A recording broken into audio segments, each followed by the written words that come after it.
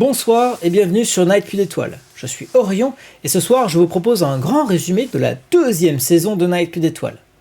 Si vous avez manqué quelques épisodes et que vous voulez rattraper votre retard sans y passer des heures, vous êtes au bon endroit.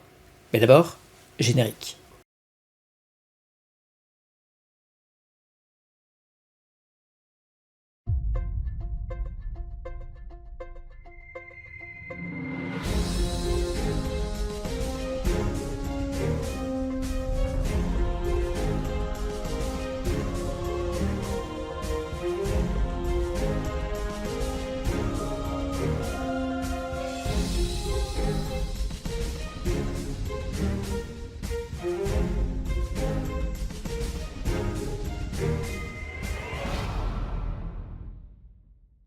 « 2037, nous sommes à Londres. Les héros ont sauvé Eva Carpenter de ses cauchemars. Ils enchaînent ensuite avec une mission en Amérique du Nord. Dans le bastion de Clearwater, une chevaleresse, Meryl Jones, a disparu.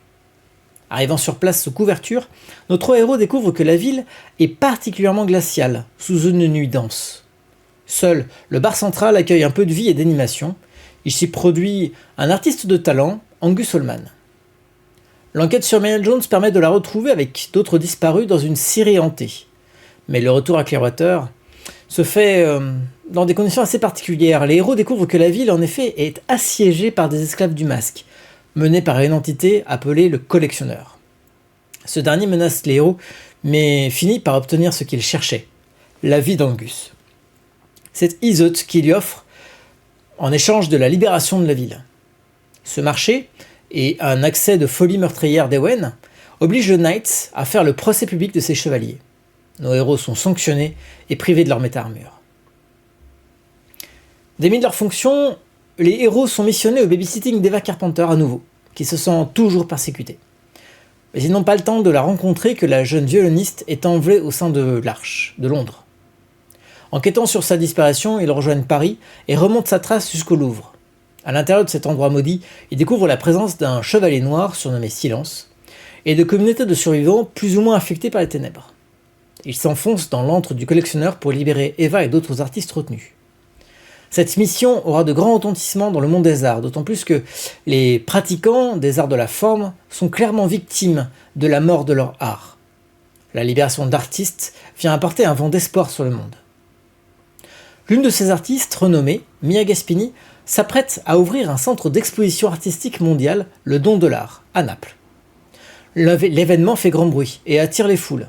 Henri Pandolum, mécène des arts, souhaite s'y rendre et le Knight charge la coterie de se rendre sur place avant lui pour déceler tout danger. Au sein de l'Arche de Naples, les héros découvrent que des disparitions ont eu lieu tout autour du Don de l'Art, qu'ils attribuent rapidement au Chevalier Noir Silence, dont ils ont déjà perçu la présence au sein du Louvre. Évitant une action terroriste, ils sont invités par l'immortel Marco Tonini, la veille de l'ouverture d'exposition, mais restent inquiets des dangers napolitains. Malgré leur alerte adressée au Knight, M. Pandolum fait le déplacement le lendemain et avec d'autres VIP assiste à l'ouverture du Don de l'Art. Ou à sa fermeture, parce que tous les visiteurs, héros compris, se retrouvent piégés dans le Don de l'Art par le collectionneur qui s'avère posséder Mia Gaspini. Le collectionneur qui tente ni plus ni moins de voler tous les arts à l'humanité. Après avoir déjoué les épreuves de l'exposition, ils affrontent enfin le collectionneur dont ils détruisent l'esprit. Mia Gaspini est ramenée à Londres, ainsi qu'un Henri Pandolum blessé dans l'épreuve. Silence, allié ou esclave du masque, est mort en retournant à la lumière grâce aux héros. Ces derniers sont félicités à leur retour, leur réputation est redorée. Ils reçoivent quelques semaines de repos, pendant lesquelles ils vont faire chacun des activités bien différentes. Gabriel, tout d'abord, entraîne une jeune orpheline, Yin, que nous avons déjà vue dans la première saison, et discute religion avec l'ordre de la lumière rédemptrice. Iseut, de son côté, enquête sur la mort de son ancien amour, Silk, dont le vrai prénom est Tristan, et reçoit des nouvelles de son père, Vladimir Soukov, qui espère son retour à l'Arche de Moscou-Novgorod. Epeios, enfin, remonte la piste d'une terroriste, surnommée Wanda, qui ressemble beaucoup à Saskia. Il explore aussi les données d'un lieu secret du Knight, Avalon, sans découvrir sa localisation ou son objectif. C'est ainsi que s'achève la 2e saison. On se retrouve très bientôt pour de nouveaux épisodes de Night puis d'Étoiles.